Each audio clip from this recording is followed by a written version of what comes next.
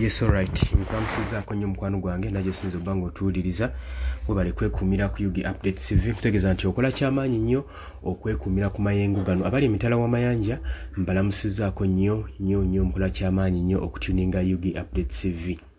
Kaakati nno ebya amawulire agava mu nkuubo galaga nti Mwami Museveni agenze maaso n'okubulookinga ba diplomatic okuva mu ggwanga erya Germany. Amawulire gasoma gagamba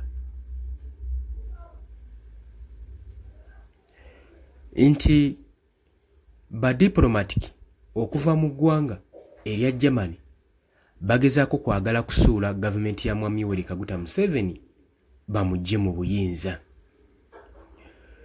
Gavumenti ya Uganda tekomye okwo kyokka egenze maaso n'okulumiriza Ambassador Mathias Skura olw'empisa ze yeeyisizza nga diplomatic.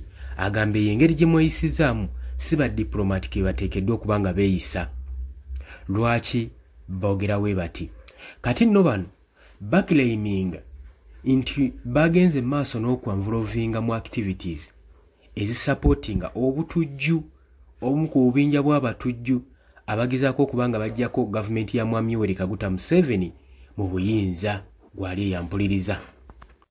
Okusinziira ku Uganda People's Defence Force UPDF bagamba nti Ambassador Mathias gye buvuddeko emabega yagenda mu maaso n'akiika meeting ne ba senior secretary leaders omumwali General Charles Agina Sale.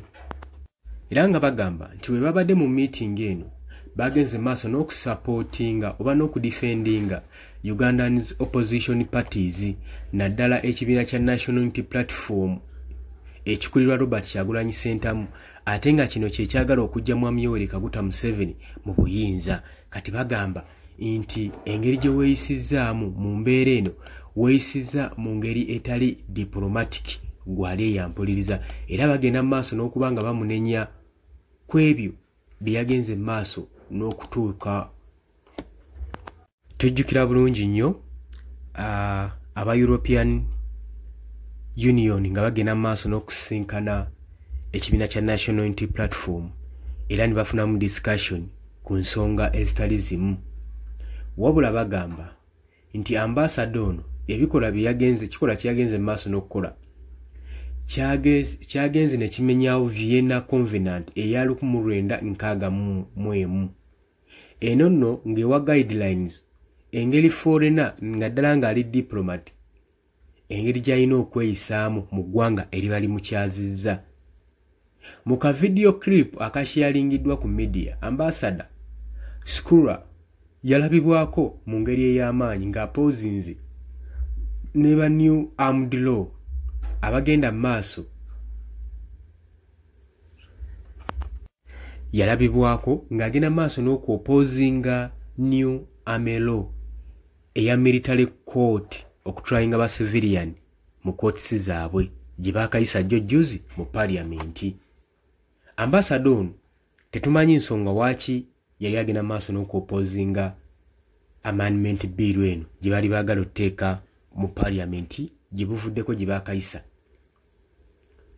Newankubadde etteeka lino lirisiivize nnyo criticism nga baliwakanya mu Uganda saako ne outside Uganda.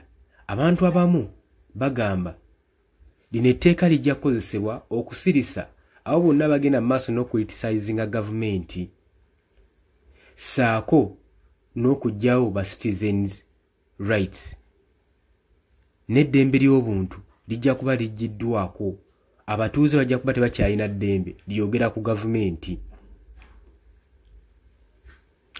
Naye authorities ab'obuyinza bali mu Uganda bo kati basuubira era bakkiriza nti ambassador ono yandibanga agenze wala nnyo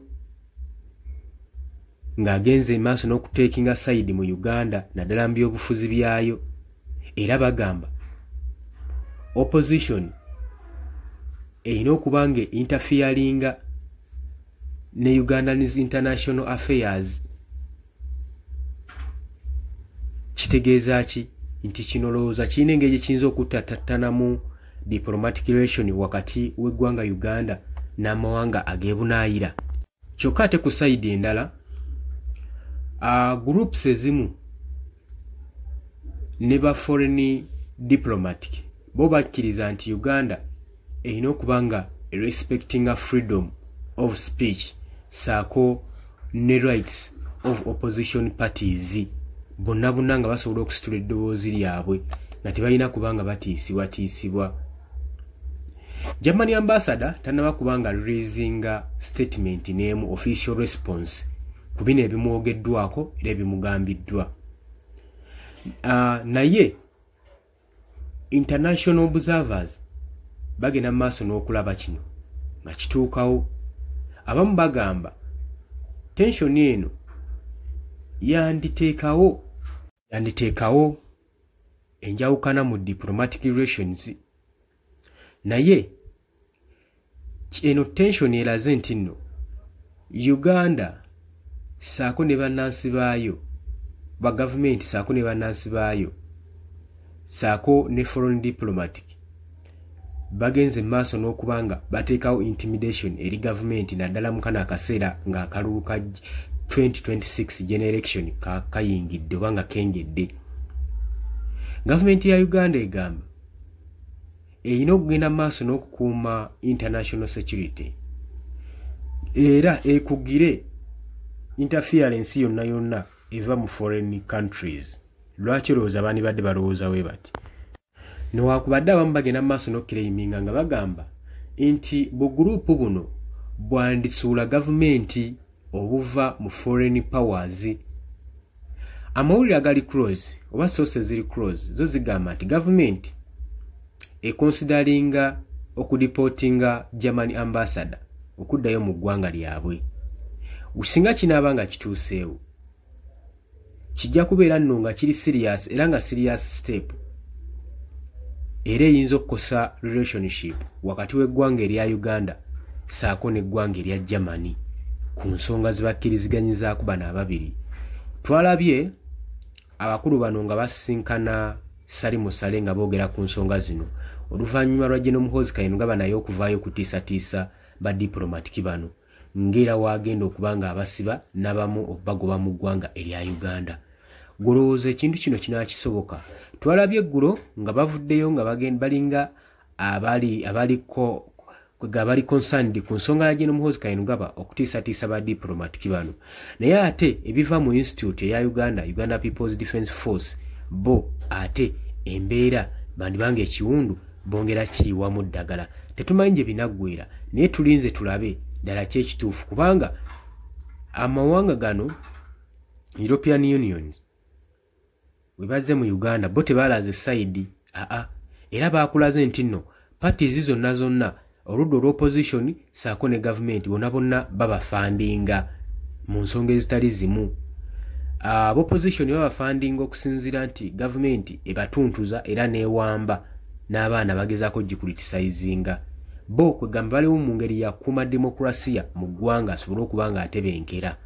Kati ssente ezo zibayambako okubanga bakompensatinga famire zaabo ababeera bazibuziddwawo okubayamba abaana okubaweerera kubanga bwe babuzaawo gavumenti sigamba nti neeweerera abaana baabwe.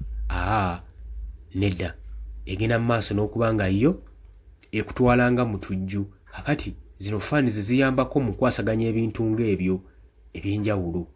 Wabula basinkana ne Pulezidenti Robert Kyagulanyi Ssentamu ow'ekibiina kya National Unity Platform bingi bye bakkaanyaako era bye baayogera ebitaamanyikibwa newankubadde baabanenyamu olw'engeri ssente gye zisaasaanyaamu nga zeetaaga okuteeka accountability mu kibiina kya National Unity Platform newankubadde ne gavumenti baaginenya mu kubulya enguzi okusukkuse ate n'okubuzaawo public funds zibabafujjirira nazo tebazimanyiddwako mayitire.